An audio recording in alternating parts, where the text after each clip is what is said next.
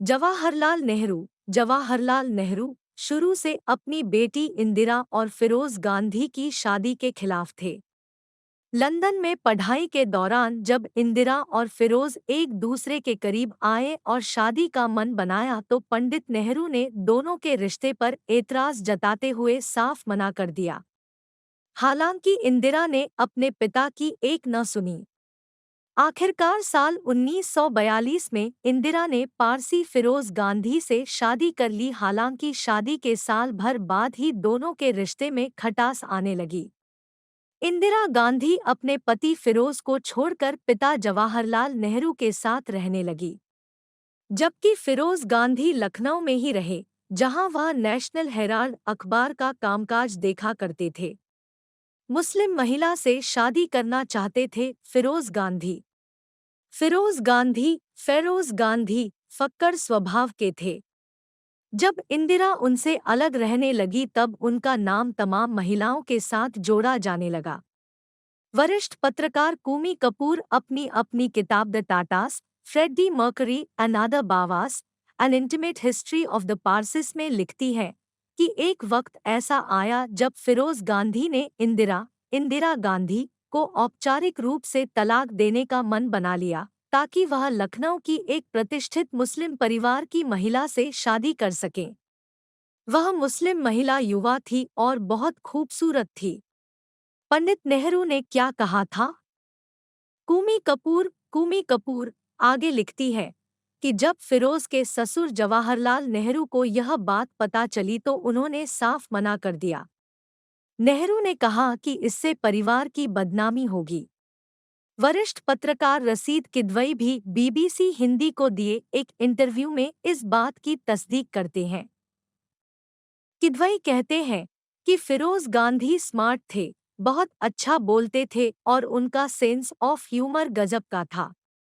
इस वजह से महिलाएं उनकी तरफ खींची चली आती थी। उस दौर में नेशनल हेराल्ड में काम करने वाली नेहरू परिवार की एक लड़की के साथ भी उनके संबंध की अफवाह उड़ी। सबसे ज्यादा चर्चा तो उत्तर प्रदेश के एक वरिष्ठ मुस्लिम मंत्री की बेटी के साथ रिलेशनशिप की थी। नेहरू ने करीबी को भेजा था समझाने। किदवई बताते हैं कि जब पंडित नेहरू को फिरोज गांधी और उस मुस्लिम युवती के संबंध की बात पता चली तो उन्होंने केंद्र सरकार में मंत्री रफ़ी अहमद किदवई को लखनऊ भेजा। रफ़ी अहमद किदवई ने उस मुस्लिम मंत्री, उनकी बेटी और फिरोज को बहुत समझाया। तब जाकर मामला रफादफा हो पाया था। फिरोज गांधी की बहुचर्चित जीवनी द फॉरगॉटन गांधी में बर्टिल फाक लिखते हैं कि फिरोज गांधी अपने अफेयर्स को जितना छिपाने की कोशिश करते उतना ही वह बाहर आ जाया करते थे। पत्नी और ससुर से बढ़ती गई दूरी। बर्टिल फाक लिखते हैं कि साल 1955 में इंदिरा गांधी पहली बार कांग्रेस वर्किंग कमेटी और केंद्रीय चुनाव समिति की सदस्य बनी। ठीक इसी वक्त फिरोज गांधी ने पार्टी के अंदर भ्रष्टाचार का मुद्दा उठाया। इससे दोनों के रिश्ते और खराब हो गए। फिरोज गांधी की छवि तो एक विसल ब्लोअर की बन गई, लेकिन पत्नी इंदिरा गांधी और नेहरू से जो दूरी बनी वह कभी भरी नहीं जा सकी। नेहरू की मौजूदगी में इंदिरा पर भड़क गए थे फिरोज। बर्टिल फाक अपनी किताब में एक और किस्से का जिक्र करते हैं। यह साल 1959 का है। उस वक्त इंदिरा गांधी चाहती थी कि केरल की चुनी हुई सरकार को हटाकर वहां राष्ट्रपति शासन लगाया जाए। इंदिरा उस वक्त कांग्रेस के अध्यक्ष तो थी ही, सरकार में भी दखल था। हालांकि फिरोज राष्ट्रपति शासन लगाने के खिलाफ थे। एक दिन सुबह नाश्ते के दौरान उन्होंने जवाहरलाल नेहरू की मौजूदगी में इंदिरा गांधी को फांसीवादी तक कह डाला।